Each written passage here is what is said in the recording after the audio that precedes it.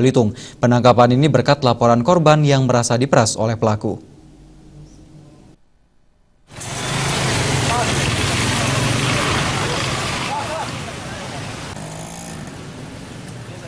Penangkapan tokoh Golkar Bangka Belitung berinisial SM ini diduga karena perbuatan pelaku yang memeras Kepala Dinas Pekerjaan Umum Provinsi Bangka Belitung bernama Hasanuddin dengan meminta sejumlah uang tunai.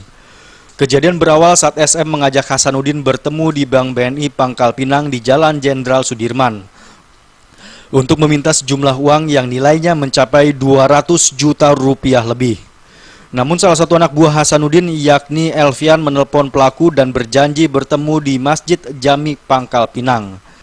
Ketika bertemu SM, Elvian langsung menyerahkan uang yang sudah dibungkus rapi. Tak lama kemudian, petugas polisi yang sudah mengintai langsung menggerebek pelaku. Dari hasil tangkap tangan inilah, petugas menyita uang tunai yang masih terbungkus rapi di dalam mobil pelaku sebagai barang bukti. Atas peristiwa ini, SM merasa dijebak karena bingkisan yang diberikan Alfian disebut sebagai apel. Kalau duduk kan, ditelepon di mana kamu? Apa yang itu pelapor itu kan itu bang? Pelapor siapa?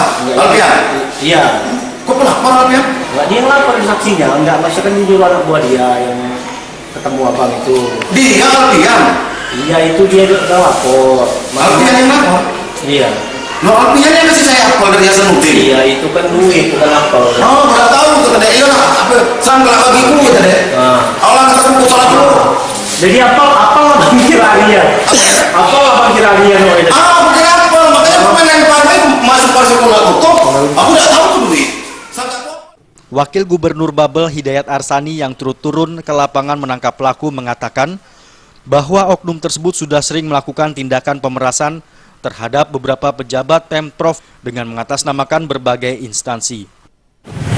Jadi hari ini saya sebagai Kepala Badan Pengawasan Pembangunan bidang ini saya ingin menangkap orang seperti ini supaya rakyat tahu kalau PU suruh bayar setoran-setoran bagaimana kerja kita lagi kan pembangunan kita kan korupsi akhirnya. Jadi minta siapa tuh?